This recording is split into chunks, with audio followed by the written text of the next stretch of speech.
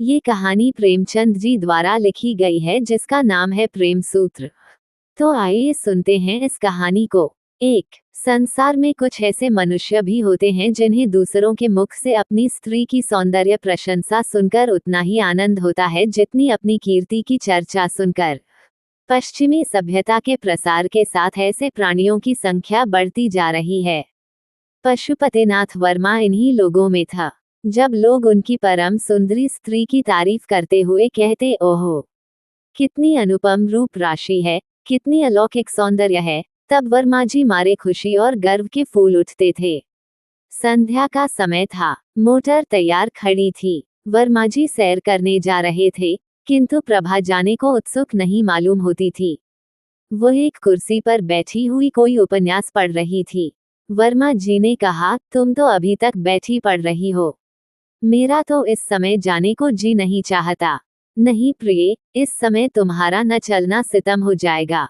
मैं चाहता हूँ कि तुम्हारी इस मधुर छवि को घर से बाहर भी तो लोग देखें।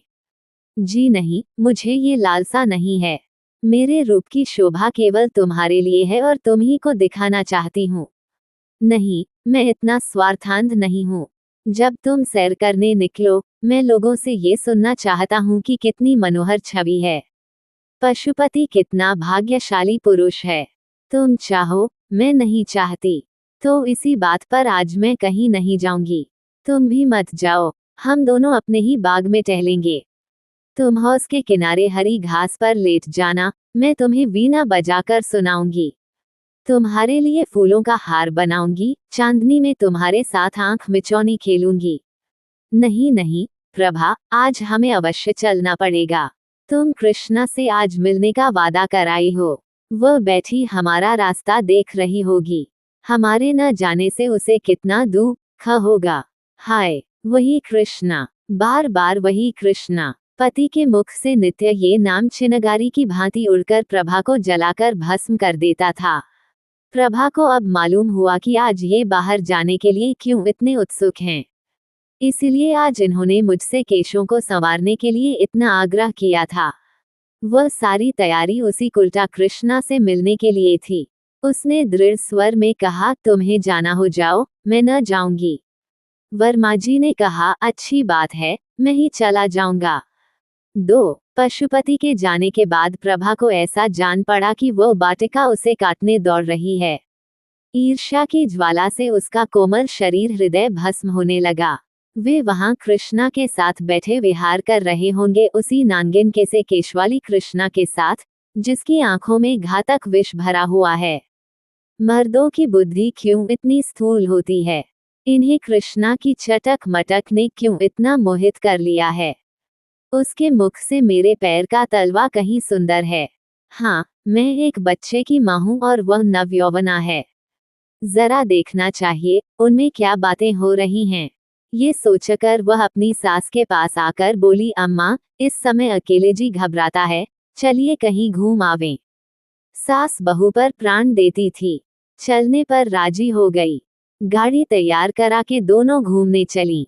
प्रभा का श्रृंगार देखकर भ्रम हो सकता था कि वह बहुत प्रसन्न है, किंतु उसके अंतस्तल में एक भीषण ज्वाला दहक रही थी। उसे छिपाने के लिए वह मीठे स्वर में एक गीत गाती जा रही थी। गाड़ी एक सुरम्य उपवन में उड़ी जा रही थी। सड़के के दोनों ओर विशाल वृक्षों की सुखद छाया पड़ रही थी। गाड़ी के कीमती घोड़े गर्व से पूंछ और सिर उठोए टप टप करते जा रहे थे। आहा, वह सामने कृष्णा का बंगला आ गया, जिसके चारों ओर गुलाब की बेल लगी हुई थी। उसके फूल उस समय निर्दय कांटों की भांति प्रभा के हृदय में चुभने लगे। उसने उड़ती हुई निगाह से बंगले की ओर ताका। पशुपति का पता न था। हाँ, कृष्णा और उसकी बहन माया बगीचे में विचर रही थीं। गाड़ी बंगले के सामने से निकल ही चुकी थी कि दोनों बहनों ने प्रभा को पुकारा और एक क्षण में दोनों बालिकाएं हिरनियों की भांति उछलती कूदती फाटक की ओर दौड़ी। गाड़ी रुक गई। कृष्णा ने हंसकर सास से कहा, अम्मा जी, आज आप प्रभा को एक आध घंटे के लिए हमारे पास छोड़ जाइए। आप इधर से लौटे तब इन्हें लेती जाएगा। ये कहकर दोनों ने प्रभा को गाड़ी से बाहर खींच लिया।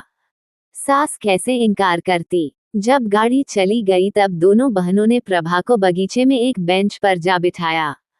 प्रभा को इन दोनों के साथ बातें करते हुए बड़ी झिझक हो रही थी। वो उनसे हंसकर बोलना चाहती थी, अपने किसी बात से मन का भाव प्रकट नहीं करना चाहती थी, किंतु हृदय उनसे खींचा ही रहा। कृष्णा ने प्रभा की साड़ी पर एक तीव्र दृष्टि डालकर कहा, बहन, क्या ये साड़ी अभी ली है? इसका गुलाबी रंग तो तुम पर नहीं खिलता, कोई और रंग क्यों नहीं लिया? प्रभा उनकी पसंद है, मैं क्या करती? दोनों बहनें ठट्ठा मारकर हंस पड़ी। फिर माया ने कहा, उन महाशय की रुचि का क्या कहना, सारी दुनिया से निराली है। अभी इधर से गए हैं। सिर पर इससे भी अधिक लाल पगड़ी थी। सहसा पशुपति भी सैर से निकलता हुआ सामने से निकला। प्रभा को दोनों बहनों के साथ देखकर उसके जी में आया कि मोटर रोक ले। वह अकेले इन दोनों से मिलना शिष्टाचार के विरुद्ध समझता था, इसलिए वह प्रभा को अपने साथ लाना चाहता था। जाते समय वह बहुत साहस करने पर भी मोटर से न उतर सका। प्रभा को वहां देखकर इस सुअवार से लाभ उठाने की उसकी बड़ी इच्छा हुई, लेकिन दोनों बहनों की हास्य ध्वनि सुनकर वह संकोचवश न उतरा। थोड़ी देर तक तीनों रमणियां चुपचाप बैठी रहीं। तब कृष्णा बोली, पशुपति बाबू यहाँ आना चाहते हैं पर शर्म के मारे नहीं आए। मेरा विचार है कि संबंधियों को आपस में इतना संकोच न करना चाहिए। समाज का ये नियम कम से कम मुझे तो बुरा मालूम होता है। तुम्हारा क्या विचार है, प्रभा? प्रभा ने व्यंग्य भाव से कहा, ये समाज का अन्याय है। प्रभा इस समय भूमि की ओर ताक रही थी, पर उसकी आंखों से ऐसा तिरस्कार निकल रहा था जिसने दोनों बहनों के परिहास को लज्जा सूचक मौन में परिणत कर दिया।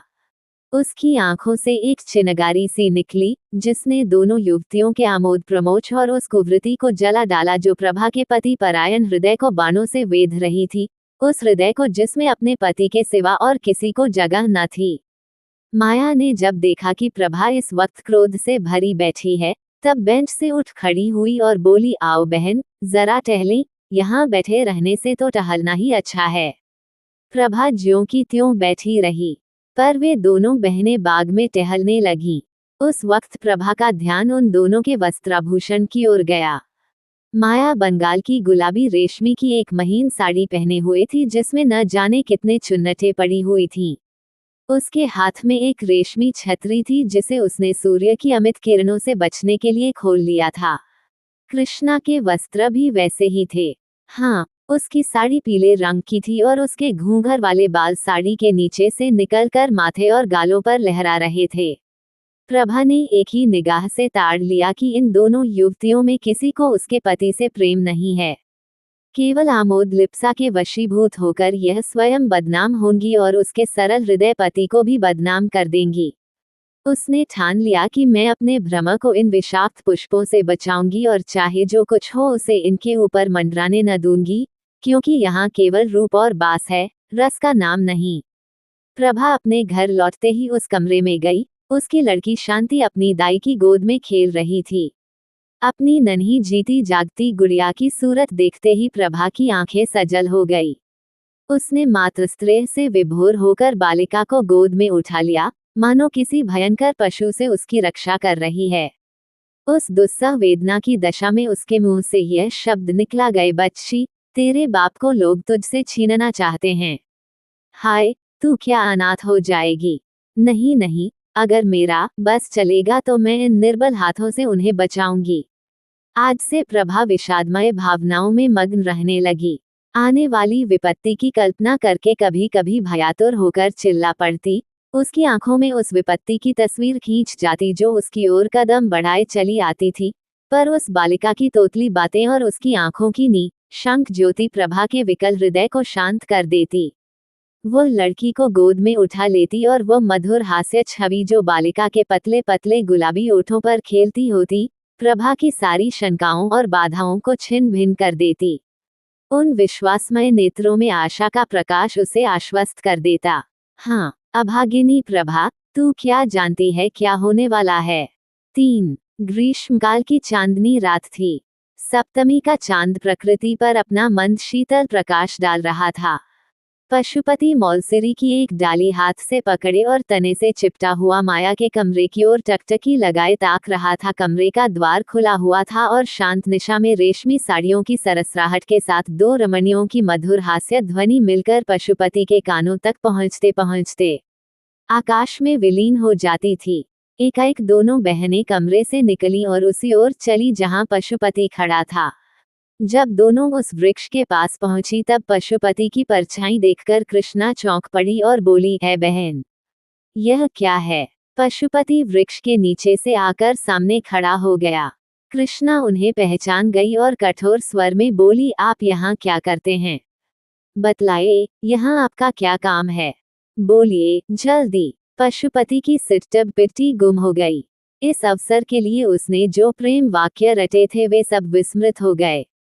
सशंक होकर बोला, कुछ नहीं प्रिय, आज संध्या समय जब मैं आपके मकान के सामने से आ रहा था तब मैंने आपको अपनी बहन से कहते सुना कि आज रात को आप इस वृक्ष के नीचे बैठकर चांदनी का आनंद उठाएंगी। मैं भी आपसे कुछ कहने के लिए, आपके चरणों पर अपना समर्पित करने के लिए। ये सुनते ही कृष्णा की आंखों से चंचल ज्वाला सी निकली और उसके ओठों पर व्यंग्यपूर्ण हास्य की झलक दिखाई दी। बोली, महाशय, आप तो आज एक विचित्र अभिनय करने लगे। कृपा करके पैरों पर से उठिए और जो कुछ कहना चाहते हो जल्द कह डालिए और जितने आंसू गिराने हों 1 सेकंड में गिरा दीजिए। मैं रुक रुक कर और घिघिया कर बातें करने वालों को पसंद नहीं करती। हाँ, और जरा बातें और रोना साथ साथ न हो। कहिए क्या कहना चाहते हैं? आप न कहेंगे? लीजिए, समय बीत गया, मैं जाती हूँ। कृष्णा वहां से चल दी। माया भी उसके साथ ही चली गई। पशुपति एक क्षण तक वहां खड़ा रहा, फिर वह भी उनके पीछे पीछे चला। मानो वह सुई है जो चुंबक के आकर्षण से आप ही आप खींचा चला जाता है। सहसा कृष्णा रुक गई और बोली, सुनिए पशुपति बाबू, आज संध्या समय प्रभा की बातों से मालूम हो गया कि उन्हें आपका और मेरा मिलना जुलना बिल्कुल नहीं भाता। पशुपति, प्रभा की तो आप चर्चा ही छोड़ दीजिए। कृष्णा, क्यों छोड़ दूं? क्या वह आपकी स्त्री नहीं है? आप इस समय उसे घर में अकेली छोड़कर मुझसे क्या कहने के लिए आए हैं? यही कि उसकी चर्चा न करूं? पशुपति, जी नहीं, ये कहने के लिए कि अब वो विरहाग्नि नहीं सही जाती। कृष्णा ने ठट्ठा मारकर कहा, आप तो इस कला में बहुत निपुण जान पड़ते हैं। प्रेम, समर्पण, विरहाग्नि, ये शब्द आपने कहाँ सीखे? पशुपति, कृष्णा, मुझे तुमसे इतना प्रेम है कि मैं पागल हो गया हूँ। कृष्णा, तुम्हें प्रभा से क्यों प्रेम नहीं है? पशुपति, मैं तो तुम्हारा उपासक हूँ। कृष्णा, लेकिन ये क्यों भूल जाते हो कि तुम प्रभा के स्वामी हो? पशुपति, तुम्हारा तो दास हूँ। कृष्णा, मैं ऐसी बातें नहीं सुनना चाहती। पशुपति, तुम्हें मेरी एक एक बात सुननी पड़ेगी। तुम जो चाहो वह करने को मैं तैयार हूँ। कृष्णा, अगर यह बातें कहीं वह सुन ले तो? पशुपति, सुन ले तो सुन ले, मैं हर बात के लिए तैयार हूँ। मैं फिर कहता हूँ कि अगर तुम्हारी मुझ पर कृपा दृष्टि न हुई तो मैं मर जाऊंगा। कृष्णा, तुम्हें ये बात करते समय अपनी पत्नी का ध्यान नहीं आता? पशुपति, मैं उसका पति नहीं होना चाहता। मैं तो तुम्हारा दास होने के लिए बनाया गया हूँ। वह सुगंध जो इस समय तुम्हारी गुलाबी साड़ी से निकल रही है, मेरी जान है। तुम्हारे ये छोटे छोटे पांव मेरे प्राण हैं। तुम्हारी हंसी, तुम्हारी छवि, तुम्हारा एक एक अंग मेरे प्राण हैं। मैं केवल तुम्हारे लिए पैदा हुआ हूँ। कृष्णा भाई, अब तो सुनते सुनते कान भर गए। ये व्याख्यान और यह गद्य काव्य सुनने के लिए मेरे पास समय नहीं है। आओ माया, मुझे तो सर्दी लग रही है। चलकर अंदर बैठे। ये निष्ठुर शब्द सुनकर पशुपति की आंखों के सामने अंधेरा छा गया। मगर अब भी उसका मन यही चाहता था कि कृष्णा के पैरों पर गिर पड़े और इससे भी करुण शब्दों में अपने प्रेम कथा सुनाए। किंतु दोनों बहनें इतनी देर में अपने कमरे में पहुंच चुकी थीं और द्वार बंद कर लिया था। पशुपति के लिए निराश घर लौट आने के सिवा कोई चारा न रह गया। कृष्णा अपने कमरे में जाकर थकी हुई सी एक कुर्सी पर बैठ गई और सोचने लगी, कहीं प्रभा सुन ले तो बात का बतंगड़ हो जाए, सारे शहर में इसकी चर्चा होने लगे और हमें कहीं मुंह दिखाने को जगह न रहे। और यह सब एक जरा सी दिल्लगी के कारण पर पशुपति का प्रेम सच्चा है, इसमें संदेह नहीं। वो जो कुछ कहता है अंतःकरण से कहता है। अगर मैं इस वक्त जरा सा संकेत कर दूं तो वह प्रभा को भी छोड़ देगा। अपने आपे में नहीं है। जो कुछ कहूं वो करने को तैयार है। लेकिन नहीं प्रभा, डरो मत, मैं तुम्हारा सर्वनाश न करूंगी। तुम मुझसे बहुत नीचे हो। यह मेरे अनुपम सौंदर्य के लिए गौरव की बात नहीं कि तुम जैसी रूप विहीना से बाजी मार ले जाऊं। अभागे पशुपति, तुम्हारे भाग्य में जो कुछ लिखा था वह हो चुका। तुम्हारे ऊपर मुझे दया आती है, पर क्या किया जाए। 4 एक खत पहले हाथ पड़ चुका था। ये दूसरा पत्र था जो प्रभा को पतिदेव के कोट की जेब में मिला। कैसा पत्र था, इसे पढ़ते ही प्रभा की देह में एक ज्वाला सी उठने लगी। तो यूं कहिए कि ये अब कृष्णा के दो चुके, अब इसमें कोई संदेह नहीं रहा। अब मेरे जीने को धिक्कार है। जब जीवन में कोई सुख ही नहीं रहा तो क्यों न इस बोझ को उतार कर फेंक दूं। वही पशुपति जिसे कविता से लेशमात्र भी रुचि न थी, अब कवि हो गया था और कृष्णा को छंदों में पत्र लिखता था। प्रभा ने अपने स्वामी को उधर से हटाने के लिए वह सब कुछ किया जो उससे हो सकता था, पर प्रेम का प्रवाह उसके रोके न रुका और आज उस प्रवाह तके उसके जीवन की नौक निराधार वही चली जा रही है। इसमें संदेह नहीं कि प्रभा को अपने पति से सच्चा प्रेम था, लेकिन आत्मसमर्पण की तुष्टि आत्मसमर्पण से ही होती है। वो उपेक्षा और निष्ठुरता को सहन नहीं कर सकता। प्रभा के मन के विद्रोह का भाव जागृत होने लगा। उसके आत्माभिमान जाता रहा। उसके मन में न जाने कितने भीषण संकल्प होते, किंतु अपनी असमर्थता और दीनता पर आप ही आप रोने लगती। उसका सर्वस्व उससे छीन लिया गया और अब संसार में उसका कोई मित्र नहीं, कोई साथी नहीं। पशुपति आजकल नित्य बनाव सवार में मग्न रहता, नित्य नए नए सूट बदलता। उसे आईने के सामने अपने बालों को संवारते देखकर प्रभा की आंखों से आंसू बहने लगते। सारी तैयारी उसी दुष्ट के लिए हो रही है। ये चिंता जहरीले सापन की भांति उसे डस लेती थी। वह अब अपने पति को प्रत्येक बात, प्रत्येक गति को सूक्ष्म दृष्टि से देखती। कितनी ही बातें जिन पर वह पहले ध्यान भी न देती थी, अब रहस्य से भरी हुई जान पड़ती। वह रात का न सोती, कभी पशुपति की जेब टिटोलती, कभी उसकी मेज पर रखे हुए पत्रों को पढ़ती। इसी टोह में वह रात दिन पड़ी रहती। वह सोचने लगी, मैं क्या प्रेम वंचिता बनी बैठी रहूं?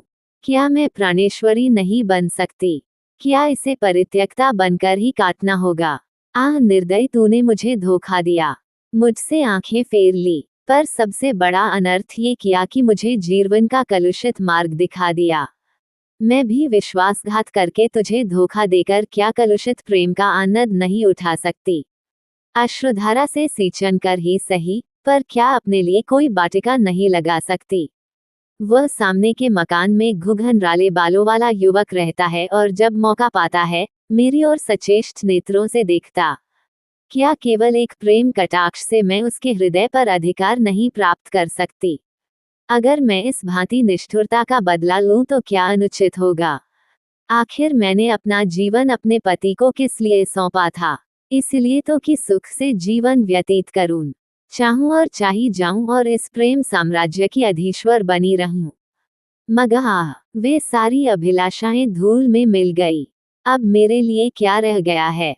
आज यदि मैं मर जाऊं तो कौन रोएगा? नहीं, घी के चिराग जलाए जाएंगे। कृष्णा हंसकर कहेगी, अब बस हम हैं और तुम। हमारे बीच में कोई बाधा, कोई कंटक नहीं है। आखिर प्रभा इन कलुषित भावनाओं के प्रवाह में बह चली। उसके हृदय में रातों को, निद्रा और आश्वहीन रातों को बड़े प्रबल वेग से ये तूफान उठने लगा।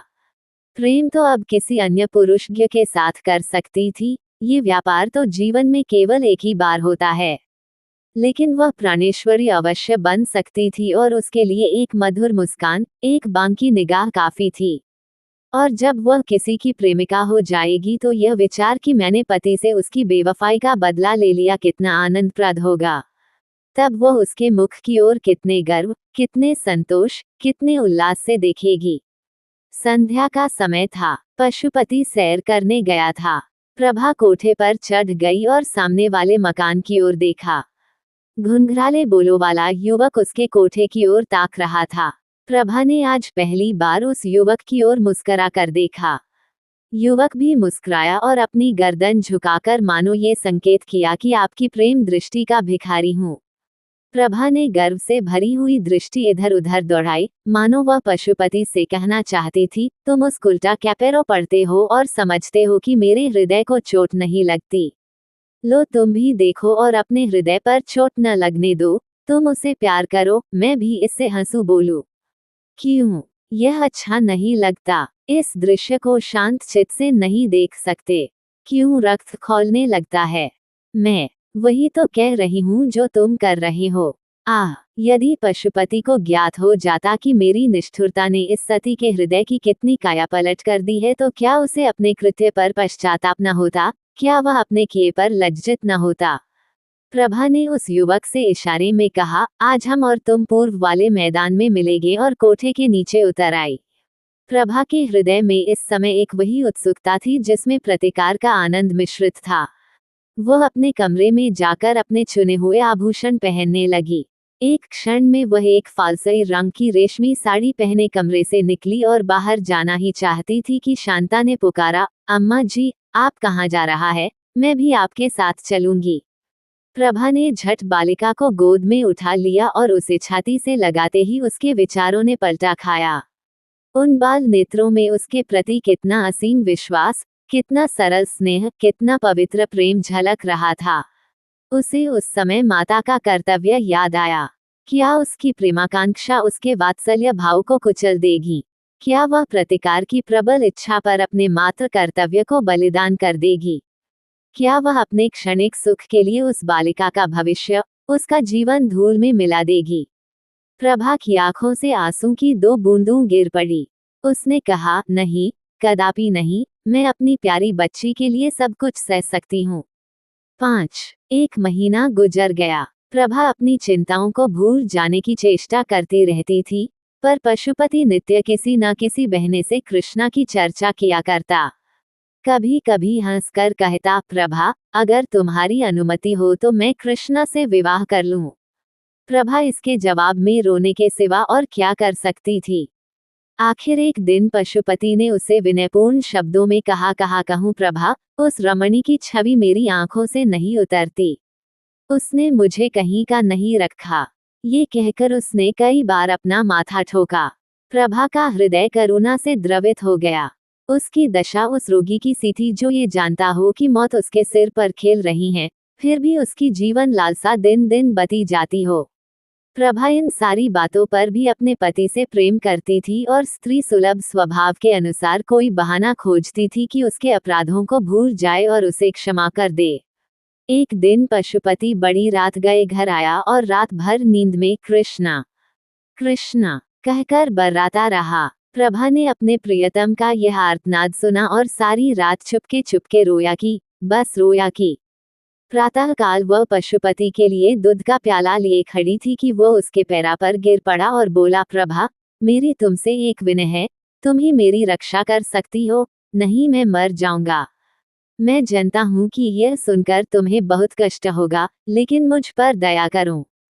मैं तुम्हारी इस कृपा को कभी न भूलूंगा। मुझ पर दया करो। प्रभा कांपने लगी। पशुपति क्या कहना चाहता है, यह उसका दिल साफ बता रहा था।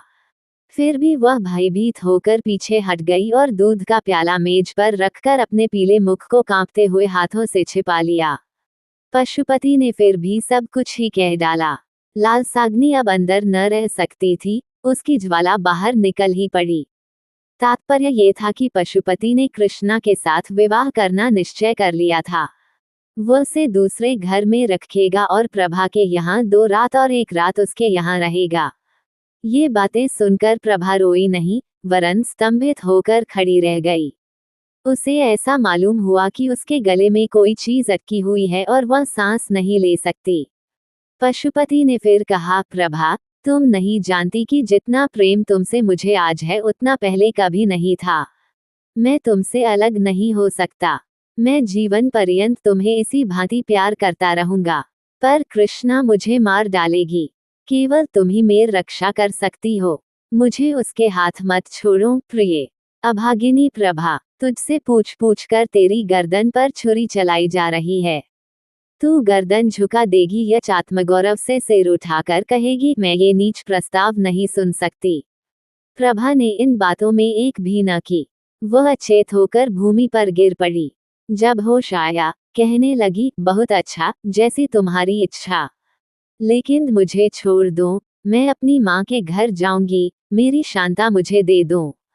ये कहकर वह रोती हुई वहां से शांता को लेने चली गई और उसे गोद में लेकर कमरे से बाहर निकली। पशुपति लज्जा और ग्लानि से सिर झुकाए उसके पीछे पीछे आता रहा और कहता रहा, जैसी तुम्हारी इच्छा हो प्रभा, वो करो, और मैं क्या कहूँ, किंतु मेरी प्यारी प्रभा, वादा करो कि तुम मुझे क्षमा कर दोगी। किंतु प्रभा ने उसको कुछ जवाब न दिया और बराबर द्वार की ओर चलती रही। तब पशुपति ने आगे बढ़कर उसे पकड़ लिया और उसके मुरझाए हुए पर अश्रु सिंचित कपोलों को चूम चूम कर कहने लगा, प्रिय, मुझे भूल न जाना, तुम्हारी याद मेरे हृदय में सदैव बनी रहेगी। अपनी अंगूठी मुझे देती जाओ, मैं उसे तुम्हारी निशानी समझकर रखूंगा और उसे हृदय से लगाकर इस दाह को शीतल करूंगा। ईश्वर के लिए प्रभा, मुझे छोड़ना मत, मुझसे नाराज न होना, 1 सप्ताह के लिए अपनी माता के पास जाकर रहो, फिर मैं तुम्हें जाकर लाऊंगा। प्रभा ने पशुपति के करपाश से अपने को छुड़ा लिया और अपनी लड़की का हाथ पकड़े हुए गाड़ी की ओर चली। उसने पशुपति को न कोई उत्तर दिया और न ये सुना कि वह क्या कर रहा है। 6 अम्मा, आप क्यों हंस रही है? कुछ तो नहीं बेटी, वो पीले पीले पुराने कागज तुम्हारे हाथ में क्या हैं? ये उस ऋण के पुर्जे हैं जो वापस नहीं मिला। ये तो पुराने खत मालूम होते हैं। नहीं बेटी, बात ये थी कि प्रभा अपनी 14 वर्ष की युवती पुत्री के सामने सत्य का पर्दा नहीं खोलना चाहती थी। हाँ, वे कागज वास्तव में एक ऐसे कर्ज के पुर्जे थे जो वापस नहीं मिला। ये वही पुराने पत्र थे जो आज एक किताब में रखे हुए मिले थे और ऐसे फूल की पखुड़ियां की भांति दिखाई।